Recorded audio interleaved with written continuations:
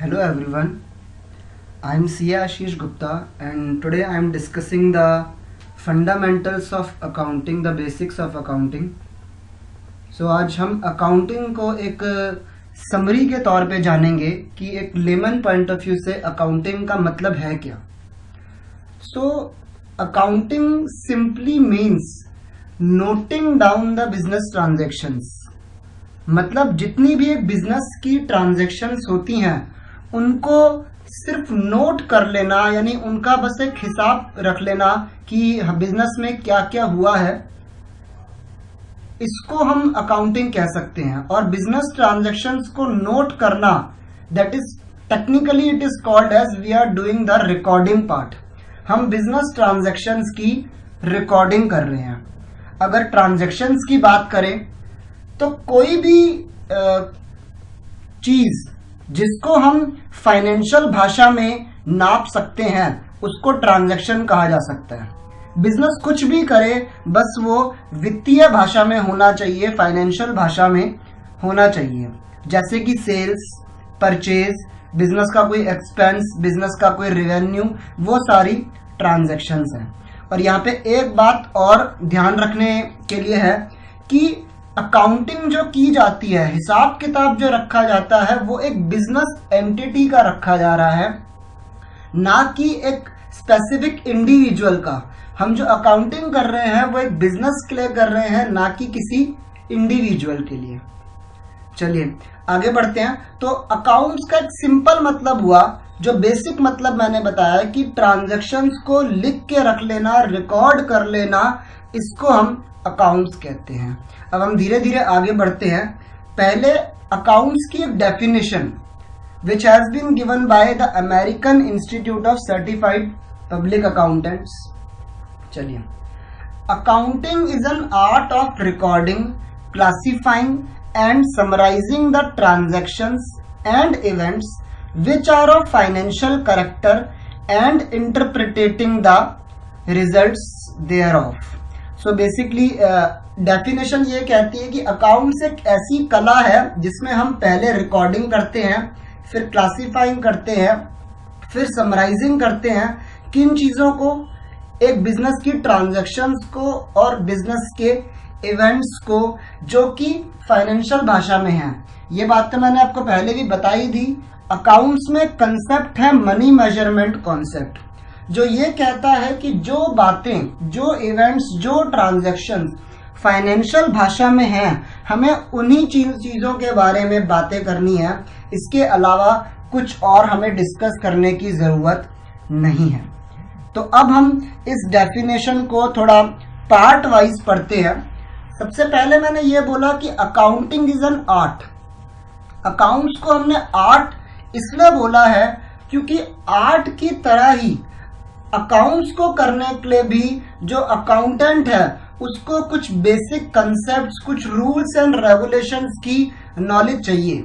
Accounts में भी कुछ कन्वेंशंस होती हैं, कुछ रूल्स होते हैं जिनकी नॉलेज अगर नहीं है अकाउंटेंट को तो उसके लिए थोड़ा मुश्किल हो जाएगा. तो उसके पास वो एक स्किल, वो एक टैलेंट होना चाहिए कि he should know the accounting concepts and conventions.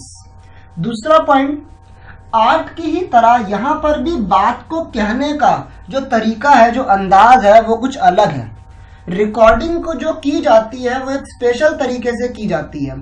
For example, Shyam ने हमसे गुड्स खरीदे, तो वैसे तो सिंपली ये भी लिखा जा सकता है कि Shyam purchase goods from us, but हम ऐसे नहीं लिखते. हम एक स्पेशल तरीके से लिखते हैं by passing a journal entry. हम एक जर्नल एंट्री पास करते हैं, उसमें एक अकाउंट डेबिट होता है, एक अकाउंट क्रेडिट होता है. इस तरीके से जर्नल एंट्री पास की जाती है. ये भी बहुत एक कॉमन सेंटेंस है जो कहा जाता है कि accounting is a special language of business. तो यहाँ पर कुछ स्पेशल बातें आ जाती हैं, कुछ special concept, rules and regulations की जरूरत है. बिजनेस को बताने का, ट्रांजैक्शंस को बताने का यहाँ पर एक तरीका जो है वो थोड़ा स्पेशल है, अलग है. इसलिए हमने कहा है कि accounting is an art. Next, accounting की डेफिनेशन में आगे बढ़ते हुए हमने पढ़ा था recording, classifying and summarising. Basically ये एक स्टेप बाय स्टेप सीक्वेंस है जिसको कहा जा सकता है कि it is an accounting process और एन अकाउंटिंग साइकिल। ये स्टेप बाय स्टेप सीक्वेंस है, एक प्रोसीजर है जिसमें सबसे पहले हम रिकॉर्डिंग करते हैं, देन हम क्लासिफाइंग करते हैं और देन हम समराइजिंग करते हैं। चलिए तो मैं इसको डिटेल में थोड़ा मैं इस प्रोसेस को लेके चलता हूं। सबसे पहले जो पॉइंट हमने लिया गया है वो है identifying the financial transactions. Identifying the financial transactions, जैसे कि हमने ये बात करी कि सिर्फ फाइनेंशियल ट्रांजैक्शंस की ही हमने बातें करनी है और कुछ हमने अकाउंट्स में डिस्कस नहीं करना। तो सबसे पहला स्टेप तो मेरा यही हुआ कि मैं उन ट्रांजैक्शंस जो कि फाइनेंशियल भाषा में हैं उन्हें पहचानूं। दूसरा मेरा स्टेप हुआ कि आइडेंटिफाइड जो ट्रांजैक्शंस हैं, जो मैंने फाइनेंशियल ट्रांजैक्शंस को आइडेंटिफाई किया है, उनकी मनी वैल्यू निकालना, that is my second step. ये शुरुआत के बेसिकली दोनों स्टेप थोड़े थ्योरेटिकल हैं, so the main part starts from the third. उससे पहले मैं एक चीज आपको बताना चाहता हूं, what do we mean by event. Event का मतलब होता है the conclusion and the outcome of the transactions, the result of the transactions.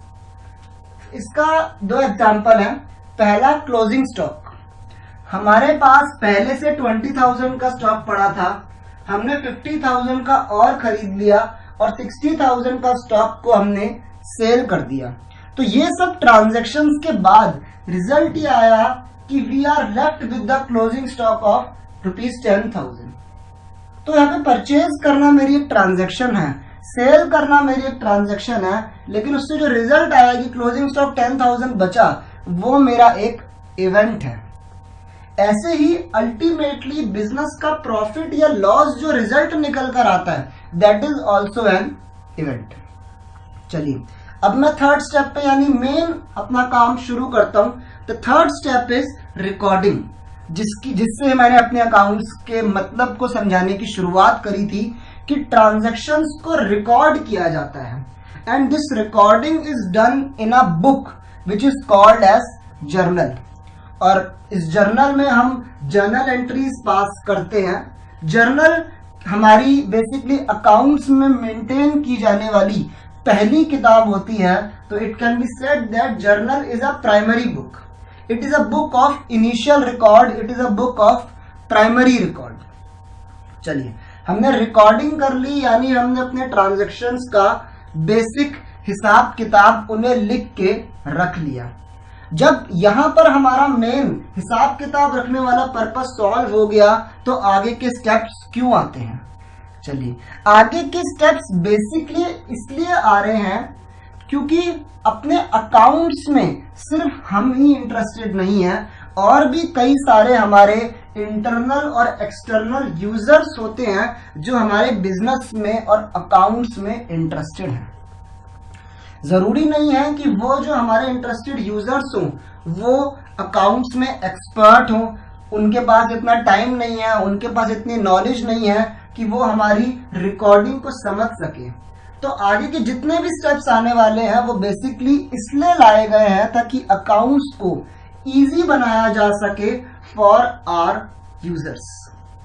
After recording we do classification.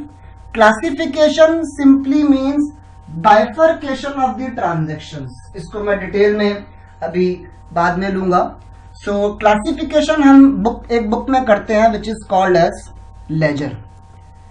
Recording और क्लासिफाइंग दोनों ही बुक कीपिंग के अंडर कवर होती हैं क्योंकि वो रोज के काम होते हैं। After classification there is summarising where the entire period transactions are summarised in brief. जो भी हमने रोजाना में रिकॉर्डिंग करी है, क्लासिफाइंग करी है, उसको हम समराइज करते हैं और कुछ स्टेटमेंट्स बताते हैं।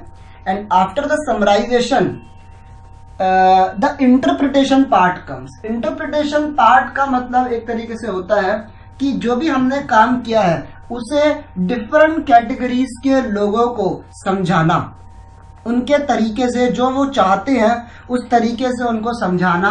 and at last we do the communication of our accounts. जो भी हमने अकाउंट्स बनाए हैं, जो भी हमने स्टेटमेंट्स बनाई हैं, उनको हम कम्युनिकेट करते हैं अपने जो भी इंटरेस्टेड यूजर्स हैं, उनको ये देते हैं पढ़ने के लिए, उसको ऐसे कम्युनिकेट करते हैं एक तरीके से। जैसे कंपनीज में हर साल एक एनुअल जनरल मीटिंग होती है जिसमें हर बिजनेस के अकाउंट्स को यूजर्स को दिया जाता है।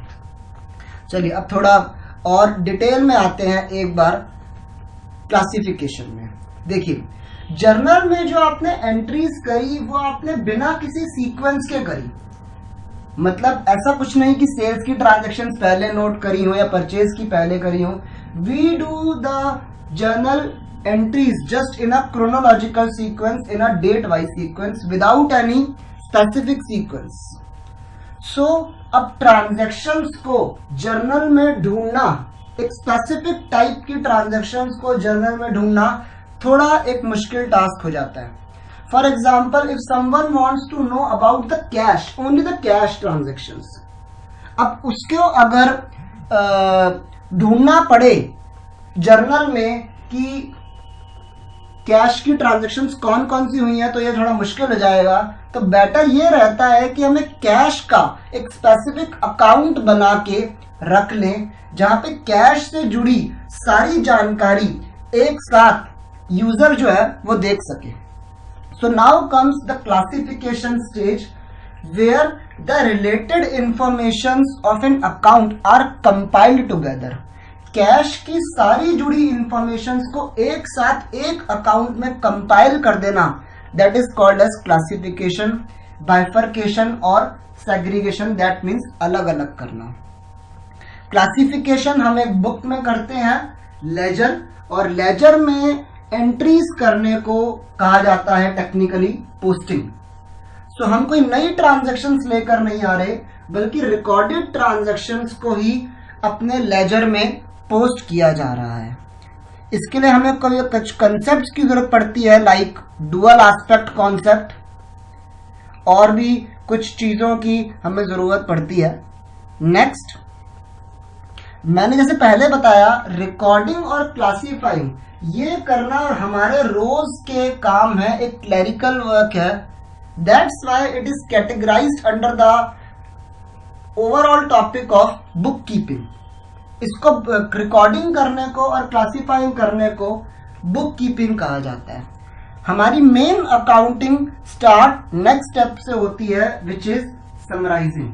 समराइज करने का मतलब होता है टू प्रेजेंट इन ब्रीफ जो भी हमारे पीरियड की ट्रांजैक्शंस हैं। जैसे फॉर एग्जांपल हमारा अकाउंटिंग पीरियड मान लेते हैं, एक साल है, एक ईयर है, तो साल भर में जितनी भी ट्रांजैक्शंस हुई हैं, जितनी भी आपकी इवेंट्स अकर हुए हैं, आप उन सबको एक साथ प्रेजेंट कर दें।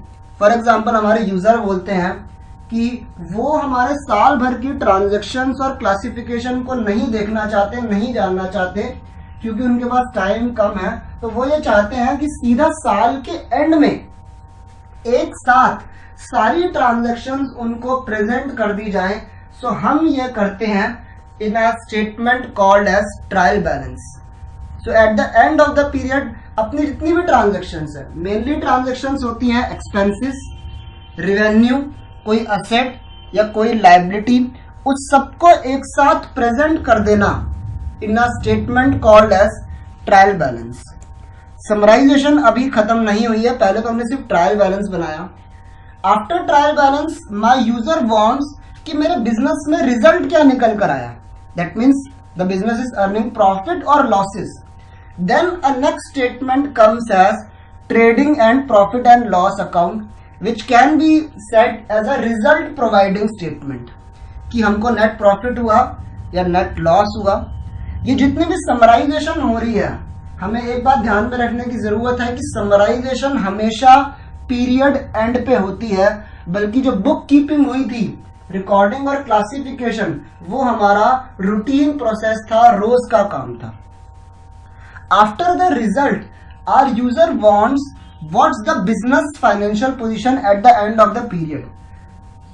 इस साल के एंड में हमारे बिजनेस की वित्तीय हालत क्या है, हमारे बिजनेस के पास क्या क्या है और हमारे बिजनेस को क्या क्या देना है. That means they want what are the businesses assets and what are their liabilities. So we give them the final statement called as balance sheet, which provides the statement of affairs of the business, which provides the financial position of the business. So that is was our overall accounting process. First recording, classifying, then summarizing, where we prepare trial balance, P&L and balance sheet. So ये हमारी accounts एक simply होती है, basically होती है, जो एक lemon point of view से हमें समझने की जरूरत है. चलिए, thanks for watching the video. I am C Ashish Gupta. If you have any further queries, so you can contact me on these numbers. Thank you.